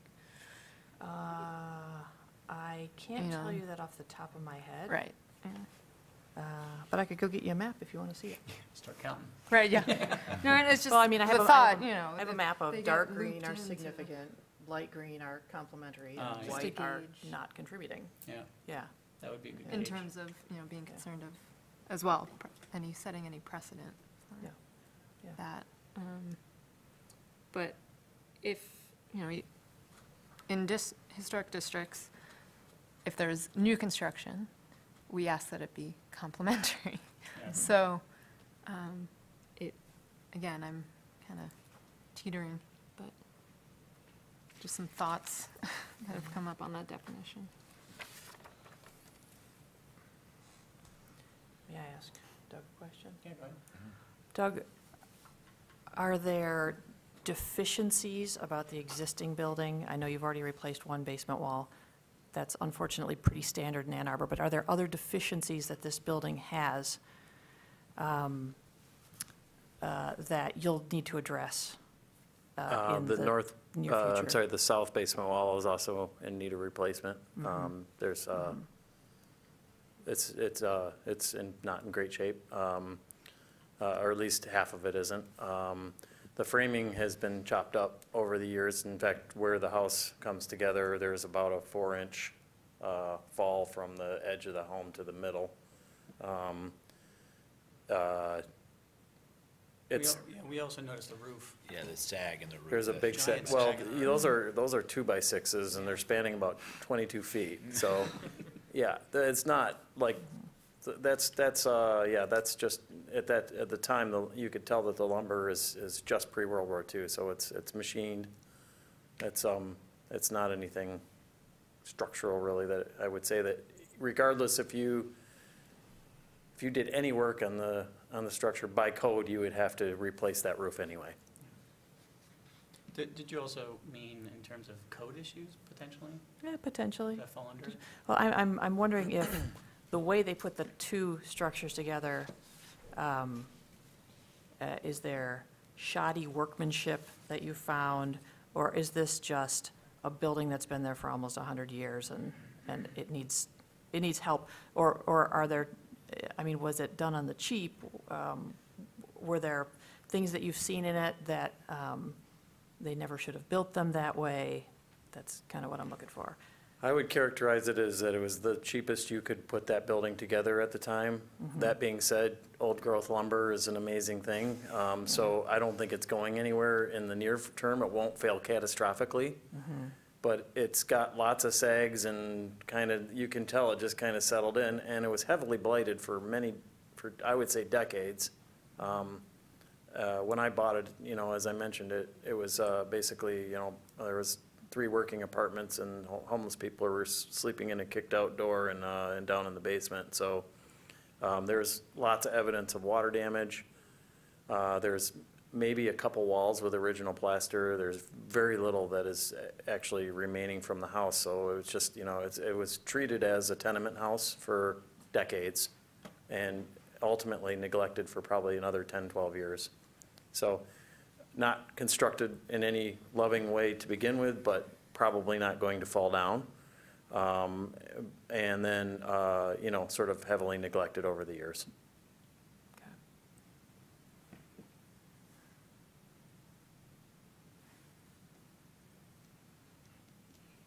Looking around, just let people internalize some more. I'm sure there's thoughts going on. Well, So, do you want to have a thought there, Matt? I'll well, go yeah, after you. sorry, go ahead. Go ahead. Do you have a question for Doug, though? Because I just have No. discussion for, I had discussion. okay. If I could say one more Yeah. brief thing, is that I got the staff report yesterday, so I did the best I could in producing, sort of my thoughts on that matter. And also did the best, the Fourth Ward Association did the best we could to rally people to come here and support this. But I would request a public hearing, because I think that there's interest in this project moving forward, and that I know people that wanted to be here but couldn't, given the short notice. So I think the project and the property warrant a public hearing on the issue, and I would respectfully request that the structure be given that on the project. Thank you. Okay, thanks. Yeah, that's, I was basically on in the idea of making a motion to have a public hearing on this. But I don't know, Yeah, any other thoughts? we have discussion prior to that. Well, I'll put my 2 cents in before that, I guess. I think that in making this determination, contributing versus non-contributing, first of all, I think the staff report was really thorough and very helpful, so thank you for that. I think it's pretty clear that the commission has to look at those 3 questions and answer them the best we can. The first question is really easy, I think, so I just don't have a problem with that one. The second question, I think, is a little trickier in terms of documented significance, but the way it's presented here, I feel like, yes, and I went through the whole report, and it just seems like yes, it's part of the documented significance. And so the third question about does it possess historic integrity, for me, is the question that will either make it or break it in terms of contributing or non-contributing for this property. That's how I'm feeling. And, as a thought experiment, like this property is really heated because there's so much besides the property that we're talking about that to discuss, just in terms of what the owner wants to do with the property that really is not, I don't see anywhere in those 3 questions where it says consider maybe a higher and better use for this property. I think that if this property was not in a historic district, you could easily find a higher and better use for it. But it is, and what we're asked to do is answer those questions. So there's complications there. So I guess just then the thought experiment in my head is like, okay, so picture a different property with similar issues, right? So I guess I was just thinking like, picture like a Queen Anne house that has basically, besides the massing, the footprint, and the roof line, like all of the other historic integrity is gone. And again, there's nothing in here that makes me like weigh Queen Anne higher than eclectic, right? I mean, it's just not, I don't see it in there, but maybe we can discuss more, and it is. But sure, maybe a Queen Anne, it's nicer or something, but like, in the documentation, I don't see us being able to make a judgment either way. So what I'm having to do is say, okay, can I picture, this house or another house like it that's in this same vein, where it just has massing, roof line, and footprint, because I believe that this house does have that from the period of significance. And I guess for me, the question is that enough to say, yes, it retains historic integrity or not?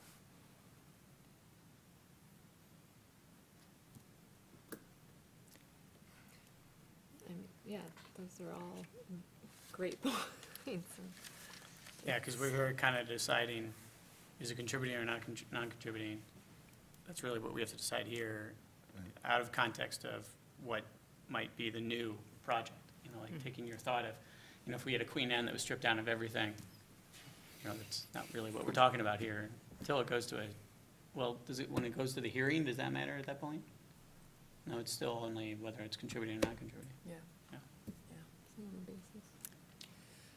So all that being said, I guess I do support a public hearing, but I think we're going to hear a lot about what is being proposed and not a lot, a lot about being proposed, but then also a lot about the existing building.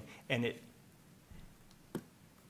it's a little confusing because the owner of the building is saying like it's not adding value to the neighborhood, and the owner is also saying like, I want to do this really great project that I think everyone has a lot of excitement about.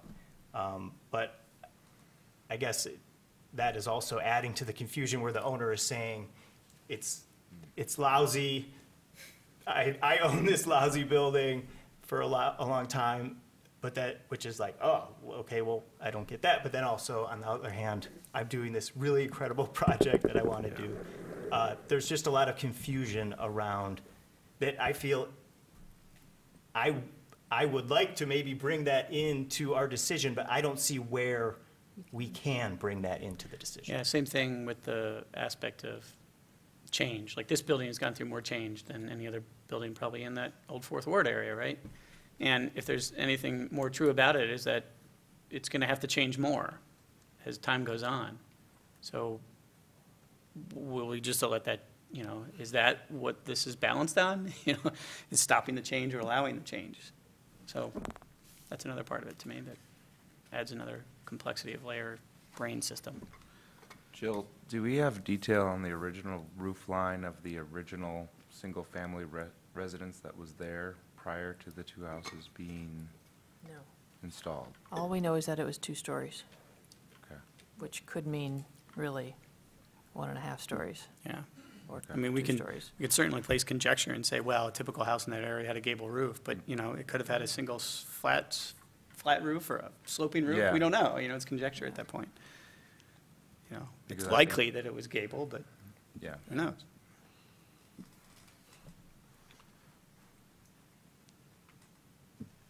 Any other thoughts from people that haven't said much?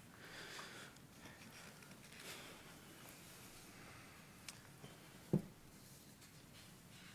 still mulling it over? All right, well, it does seem that we're hearing a lot of action towards the motion of moving towards a public hearing. I'm trying to give some hesitation for anyone else who has more thoughts out there. Let's throw them out there. So in I a think it public would hearing, we're be just basically, Okay. it would just be just like another application. Yeah, but the decision would have to be solely focused on contributing or non-contributing, not future project. Yeah. That's correct. And I, Maybe somebody at the public hearing will bring forth new information or a new Hopefully we can interpretation that's helpful to you, Yeah. one way or the other. Yeah, because I feel like as it stands right now, we can't, everything that's done to this house was done during the period of significance. There's no major alterations since then that we can see that have happened. The windows might all be completely configured differently. That's like the siding isn't original, but the original siding is in there somewhere. None of the windows are original. Regardless of anything, when he does have to do some construction on this, he's going to have to do something about that roof because it is in really close to being in disrepair. yeah, even if you So- wanted to do something like to add solar panels to it, you would have to completely redo the roof. You'd have to redo the whole thing, and,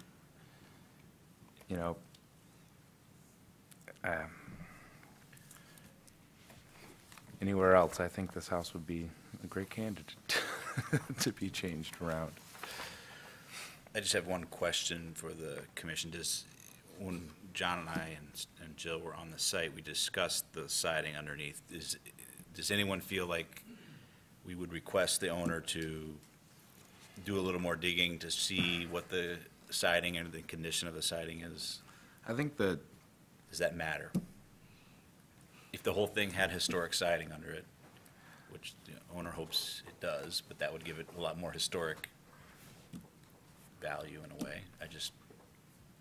Do we want to request the owner open up a little bit more of an area or a couple select areas to see? I think without like demoing the interior and finding out where original studs are and new window openings were cut in, and, that would be more what I would look for evidence to find out what's actually here. Go ahead, start demo. Currently And finding evidence of that to support this as a non-conforming, because of all these, maybe there was 6 windows on this side of the house, and new ones have been cut in, and they've been moved around. I mean, that would change its conforming, status, in my opinion, a little bit more. But as it stands now, the footprint, the roof, the front porch, like everything it was done during the period of significance, So it's kind of like a. Yeah, I think what we Definitely, we should probably relay now is like what things we would look for to help us make the decision. And to Yeah. me, it's really focusing on the 2 definitions and the words used in those definitions. From historic integrity to documented significance, I think those words, to me, I'm getting a little hung up on. Especially there's like a non-contributing resource is one that does not add to the historic architectural qualities or historic association of a district because it was not present or does not relate to the documented significance. So, and then I fall into the or due to alterations and additions, which there haven't been any major alterations or additions to this building. It's the other changes that no longer possesses historic integrity. So to me, it's like I want to be able to spend time on the definitions here to fall one way or another as to make that decision of contributing or not contributing, but it does deserve a public hearing. Is there something in the standards that allow for some special circumstance because there's just this incredible opportunity for a building and all the neighbors are agreeing and. There's something like that for the notice to proceed, right? Yep. Okay. No. It's a whole nother Okay, animal. But no, notice the to answer's proceed, no. yeah. There's No. nothing, okay. No. I mean, I would, Notice to proceed Good doesn't question. reward great projects. No. It's a lot. It's a fallback, Yeah, because your hands are tied. it's its own problem. Yeah.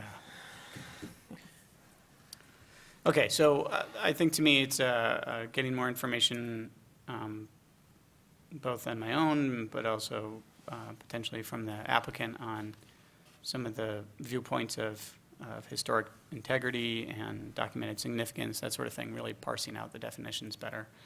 Do any other commissioners have something particularly that they'd like to see, be it siding or to help with this? Yeah, if we can find, siding, original window configurations when the building was conjoined in 1929 and to what it looks like now, I think that could help us a lot. But I just don't know if you're going to find photos of this Yeah. building from that. Yeah, because there's not much documented significance. So I did research the Cornwall house next Yeah, door that's to what try to I find was just this gonna house in the ask. background. There were like construction images But or something. I didn't look for the gas station across the street. Mm, Ah. I might get images of this that would be from helpful. those shots too, so Coming out. I will keep digging. I hope you guys will keep digging. I just wanted to mention that. We looked extensively for photos. There is one photo from the gas station across the street, and it looks like that, so. Except for it's got the restaurant side. Do you know when the photo's from? Is it? I don't, but I want to say the late 40s. Oh, okay. Mm. Okay. Thank you. Okay, next steps is probably moving to the motion. Yep. But it sounds like we probably want that to happen. Yeah, So who wants to make the motion? Yeah, I'll make a Commissioner motion Coe? to have a public hearing for 530 North Division Street in the Old Fourth Ward Historic District to classify the home as conforming or non-conforming in his historic. Contributing or non? Contributing or non-contributing historic structure in the Old Fourth Ward District. Support. And seconded by Commissioner Kiana. Discussion on the motion. I'm going to go with no. All of those in favor of the motion, please say yes. Yes. All those opposed, please say no. All right, the motion carries. This is not an application per se. The item carries to a public hearing. Thank you. Thank you. Right. What is next? This, I might have to keep the paperwork for next time, right? Yes. All right, hearings are over. We're moving on to approval of the minutes. We have the minutes in front of us. So there. What about G2? Sorry, that's right, there's G2, sorry about that. Thank you. All right, G2, there is a handout on awards. The van tour was held on Tuesday. Awards. And the awards committee started with a list of over 40 properties. 24 made it onto the van tour, and half of those made the cut for an award. So there are 12 Rehabilitation and Preservation Award candidates, plus 2 special awards and 1 anniversary award. This is preliminary research. This will be fleshed out much more fully for the actual awards, et cetera. And the awards are scheduled to be presented at the June 3 City Council meeting, but they need to be, this needs to be approved by the Historic District Commission before it can go any farther forward, because they are your awards, not just the committee's awards. If you have questions about any of these, I'm happy to try to pull up pictures, or Anna was also on the van tour. We can answer your questions about them, which houses they were. About half of them are in historic districts, but about half of them aren't. Actually, probably less than half are in historic districts. There are 3 Osler-designed houses on the list. Nice. That just sort of happened because we thought one was a Brigham and one just sort of appeared out of nowhere on the tour and was so nice that we had to give it an award. Yeah, so just look it over, ask us any questions. Who's Louisa Piper? Louisa was my predecessor here at the city. She was the first historic preservation coordinator. She worked on the designation of most of the existing historic districts. And she passed away last year, and her contributions to preservation in Ann Arbor were, will never be equaled. She basically spent a lot of her life helping with a lot of different projects, not just administering historic districts, but a lot of other projects. The downtown street, the street exhibits, the glass street exhibits, she was a major part of. She was on several different boards and for preservation from different structures, different groups. She was one of those people that I wish I could be one of someday. I hope someday at my memorial, people rave about me as much as they did about Louisa. I'm behind. But maybe if I live to be 200, I'll catch up. And the other one on the special awards is the Ann Arbor District Library for digitizing, constantly digitizing new images for the old news. It's great. It's amazing how I can research a building one week and the next week revisit it, and there are new photos of it from, 75 years ago. It's irreplaceable. And the only centennial award at this point is that the farmer's market is turning 100 this year. Oh, my house turned 100 last year. Did you give it an award? We tried to. We were going to have a party and everything, and then just life took over. Kids. Had a party. The house didn't show. The house didn't show up, yeah. So if someone would like to entertain a motion, that would be terrific. We have a motion out there. Sure. Commissioner Kiana. I move to approve the award recipients list put forward by Historic Preservation Coordination staff. Support. Second by Commissioner Hall. We vote on this? Yep. No discussion? All those in favor of the motion, please say yes. Yes. Yes. All those opposed, please say no. The motion carries. All right. Thank you. And now we can move on to approval of minutes for the March 14th. So Mia did not distribute these electronically, Yeah. so you're just looking at them for the first time. So you can take action now, or you can look them over and vote on them next month. She wanted you to know that the ones from the February meeting that had corrections to the January minutes have been corrected and forwarded on to City Council, Oh. as are all of your minutes. What do they do with them? They read every word and file it away in their memory banks.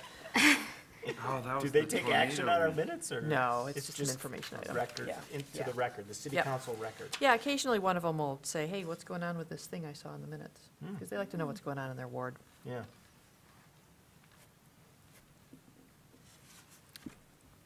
Oh, If we're proposing This is study weird. or not. this is a small one. Yeah. Who's the other vice chair? Was this the tornado? Where are you? If I'm the It was vice the chair, tornado meeting. Yeah, the tornado Oh. meeting. all of them Where? says vice chair. Okay. Yeah. All of them except the first page. Yeah, what's There's that? something we forgot to tell you. That's fine.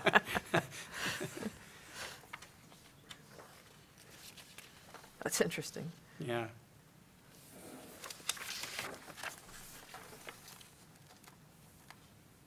Man, this was a long meeting. Yeah, it was. All over the place.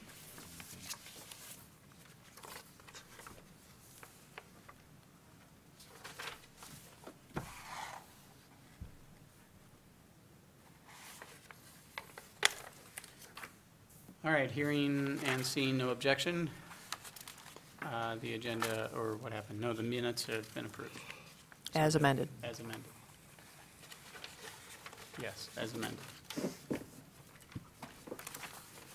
All right, that's approval of the minutes. Now we're moving on to reports from commissioners. Do commissioners have any reports to present?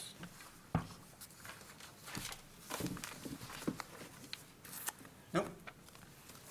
All right, next is assignments. Review committee, Monday, May 6th, 5 PM for the May 9th regular meeting. I'm gonna pull out my calendar. Jill, I'm gonna be absent from the May meeting. Okay, thank you. Unfortunately, I just had something come up, Okay. some training out of town. I may be out of town as well for that meeting. Oh, my. When is the meeting? May 9, May 9. Thursday. Yes, I will be out of town that meeting as Okay. well. Ooh. Yeah. Anyone else? I should be here. I should not be absent. Don't scare me. I'll wait till the So next that morning we're- to leave town. Thank you. I cannot make the review committee. I can do it.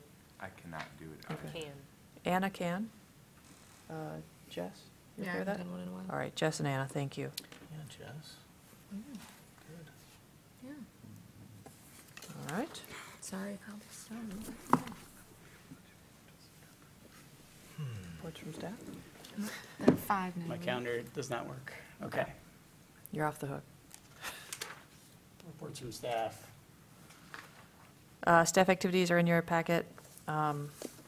so we don't have any questions. Light month. Information from Ina Sherrado. Mm-hmm. Was it end Yeah. in sign? I think it was a light month because I was on vacation the last week. So a whole bunch of stuff got approved in April that should have probably been approved in March. Yeah, it was a light month. Yeah. Sure didn't feel like it. Shift the location to 4 brick columns. Are those historic? Yeah, that was at last Yeah, month's what was meeting. that? Sorority, Oh. Remember that? the tornado meeting in the basement. Yeah. Talked Yeah. about moving the columns by the rock. Maybe? Oh, Zeta House by the that road. was what that was, right. Yeah. Fair enough. All right. All right, that seems fine. Concerns of commissioners. I have a concern. Go for it. I live in the old West Side Historic District, and I was with my children in the front yard last week, and a woman was going door to door from Anderson Windows, meeting with all the homeowners about replacing their windows. And I just Oh, God. reminded her that she was in historic district, she had no clue. There was an Anderson van driving around, dropping off the people going, not the pamphlets, picking up the person that was, going door to door. They had a team. They were canvassing the neighborhood. So they quickly got on the phones and realized that they weren't going to be able to replace all the windows, even though they said we have historic-looking windows. I just would remind listeners out there that be wary, understand that you can't just replace all your windows, Nor should you. nor should you. That you could refurbish them and make them and as so- energy efficient. Yeah, That is the worrying concern. so, And longer lasting. yeah. And much longer Thank you lasting. for intervening. Yeah. Well, it's not that, And bringing that up. it's more for people to understand that Yeah, Yeah. be Yeah. ask questions. that would throw you off. Yeah. I had a concern too. When we were on the review committee, we brought up the 7th Street at Jefferson. Yes. And that retaining wall is not what I remember. It is like the full site. It was only supposed to be the back, and it's wrapping around to the 7th Street now. It did wrap around Are we sh- on the really? approved plan. Yeah, Oh my gosh. yeah. Okay. But it was well, low, it was It was supposed to be low. like 1'6" or something like that on the yeah, sidewalk. I'll keep an eye on it. Keep an eye on it, yeah. Yeah. Can't not. I will, Notice Yeah. it. One more block.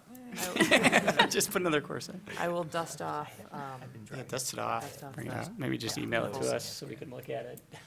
yeah, yeah. That was done, that was approved at a meeting where I was absent, so I'll probably just go back and watch the TV Yeah. and see what y'all said. Okay. Great. All right. Yeah, What's I next? was chairing that. You were going to. I was going. I chaired that. Probably why you don't. Maybe that's why I don't remember the project. Ah. A good reason to be gone. All right, on to communications. Any communications, various communications? Nope.